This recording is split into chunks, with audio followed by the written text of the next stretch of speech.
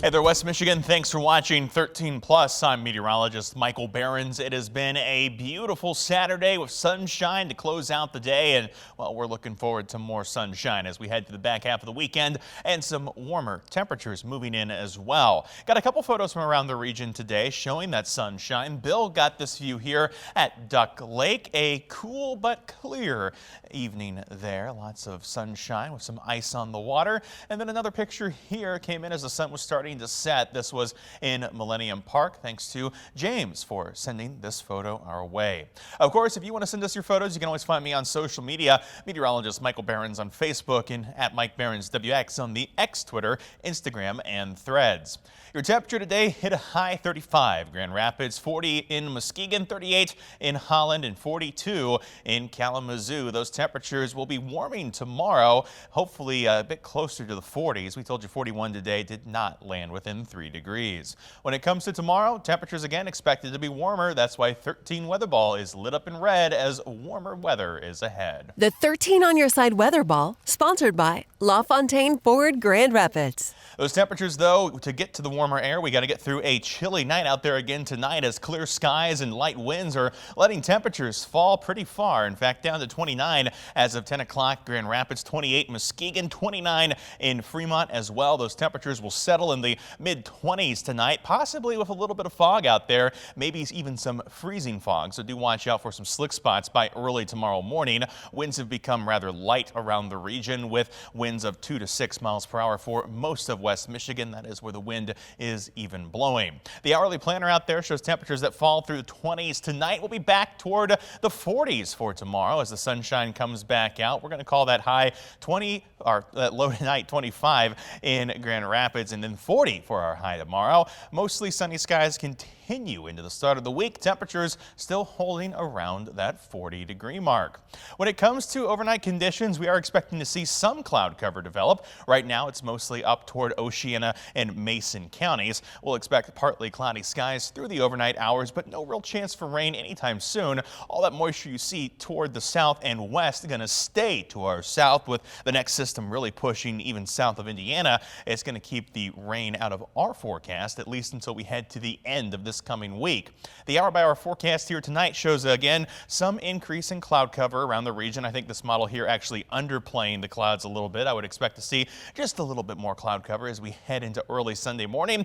We'll turn mostly sunny as we head throughout the day, with temperatures that hit the 40s in the afternoon. Winds still coming in from the east-northeast, so not really a warm wind direction just yet. As we head into Sunday night, early Monday, cloud cover again picks up into the early part of the day. As we go to Monday afternoon, we'll break those clouds up again. We'll start to see more mostly sunny skies across the region before a partly cloudy weather pattern takes over as we head through Tuesday and Wednesday. That pattern's still dry, though, until we get to the back half of Thursday. That's when our next rain system starts to head our way. Showers developing by Thursday evening, continuing into Friday. A little dry spot comes in between Friday night and Saturday morning. A small chance for rain and snow Saturday, followed by a broader chance for rain and snow as we head towards Sunday next weekend. We'll keep an eye on that. Maybe that one can leave behind at least a little snow accumulation, though keeping it will be hard as temperatures over the next 2 weeks still trending above average for the entire Great Lakes region.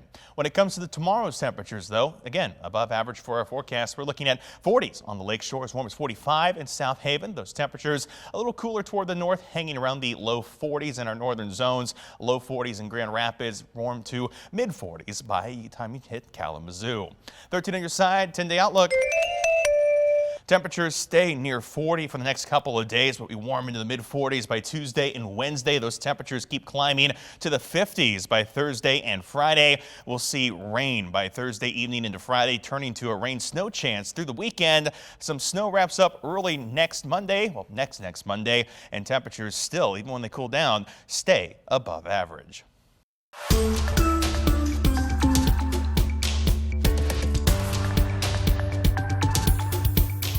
And now to some environment news. Consumers Energy is looking to sell 13 hydroelectric dams in Michigan. That includes Croton, Hardy, and Rogers dams on the Muskegon River. The utility company will issue the request for proposals later this month. Over the past 2 years, Consumers Energy held community listening sessions on the future of the dams. The operating licenses start to expire in a decade from now. The dams produce less than 1% of the energy used by consumers' customers. In other news, the state is exploring changes to how our roads, bridges, and public transit systems are funded. The switch could impact how much you pay at the pump. The state is conducting a survey as part of a study being done by the Michigan Department of Transportation in response to more electric vehicles on the roads. Right now, roads are funded through a combination of federal, state, and local funds, half from the gas tax and the other half from vehicle registration fees. On average, drivers pay about $400 a year to maintain our roads, but according to MDOT, people who drive older, less fuel-efficient vehicles end up paying more money. The study is considering what's known as a road usage charge instead of paying the gas tax. You would pay a few cents for each mile you drive. For those who take part in the survey, you can get a $10 gift card. It's important to note that this is just a study, and any changes would need to undergo a process that includes new legislation. So changes are not happening anytime soon. Other states have already implemented usage charge programs, including Oregon, Virginia, and Hawaii. It often applies only to electric vehicle drivers and usually ranges from $50 to $150 per year. When it comes to the environment, as we've been talking about, the Line 5 oil pipeline running through the Straits of Mackinac has been the center of controversy for many years now, and its future is in limbo as environmentalists and the state battle with Enbridge to shut it down. 13 on Your Side's Eric Howard talked with two filmmakers who decided to draw attention to this issue, documenting their experience on paddleboards. When a group of Midwestern filmmakers returned to Lake Michigan to document the beauty of the lakeshore, their 425-mile paddleboard journey exposed a community focused on the preservation of important and iconic lakes.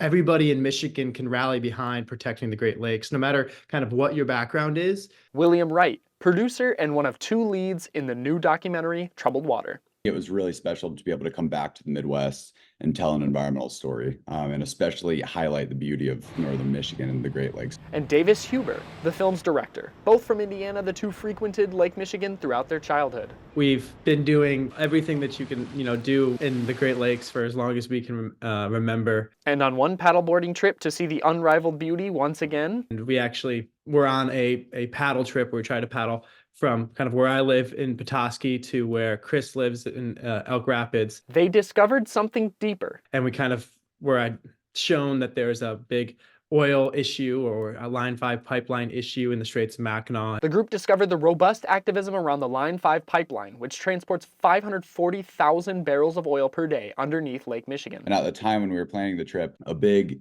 push around this movement to get Line 5 shut down was to get Governor Whitmer to actually shut the pipeline down. That push and activism coming from people like Erica Bolden, a member of the Michigan Climate Action Network who focuses on Line 5 and consulted on the film. The whole world is dependent on these little tiny pockets that we have that are supplying fresh water. And there's already 40 million people who are dependent on the Great Lakes for drinking water alone. While Bolden feels there hasn't been enough change to systems like Line 5, she finds hope in the rise in activism and climate awareness. Things like this, right? This documentary, we should all feel a little bit more confident talking about this because it's our beach, right? It's a message that David and William felt they could only tell with the Great Lakes as their backdrop. From the beginning, we wanted to tell a story about taking action and doing what you can to protect the place that you love. It's a fun story about two guys who absolutely love the Great Lakes. When you come away with it, there's a very easy call to action to say, hey, is this something I love? There is something you can do to help. In a statement to 13 on Your Side, a spokesperson for Enbridge said in part, "We remain fiercely committed to protecting the natural resources of Michigan and the Great Lakes region and to building the Great Lakes Tunnel." You can read the full statement from Enbridge on 13onyourside.com. In the studio, I'm Eric Howard, 13 on Your Side.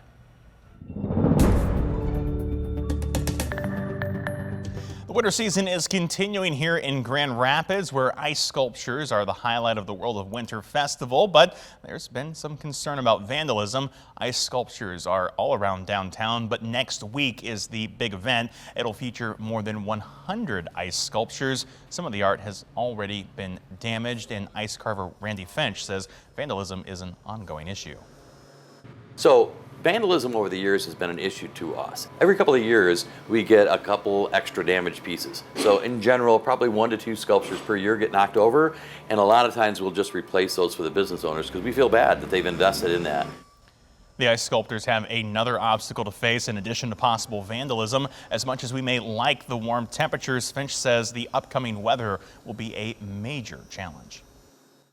The weather really creates a lot of issues for us as artists. When you have temperatures that are at 50, 58 and rain, that'll just erode the sculptures within a few minutes. So it's a very nerve-wracking time of year for us because we have to start creating these ice sculptures a month or 2 ago. So 2 months worth of work goes into creating all these, and with terrible temperatures, rain and 52 degrees, it could be gone in a matter of hours. The ice sculptures will be on display next weekend. If the sculptures do melt, there are still several events and art installations to enjoy. You can find more information on those at 13onyourside.com. And if getting out of the city for the winter is more your speed, people can now enjoy one of the most popular attractions on the west side of the state for free. For the entire month, the Blandford Nature Center will be hosting admission-free February.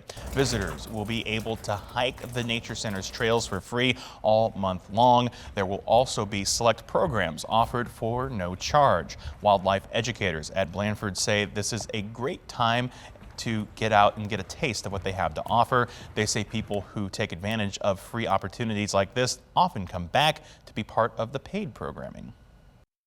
If you're a family with kids, our camp opportunities, we have programming now geared around teenagers. We have our wildlife care apprentices. That has been a hit where teenagers get a chance to work directly with the animals rather than sitting in a presentation form of interacting with the animals. They get to help feed the animals, meet them up close, learn what it takes to do some of the behind the scenes stuff.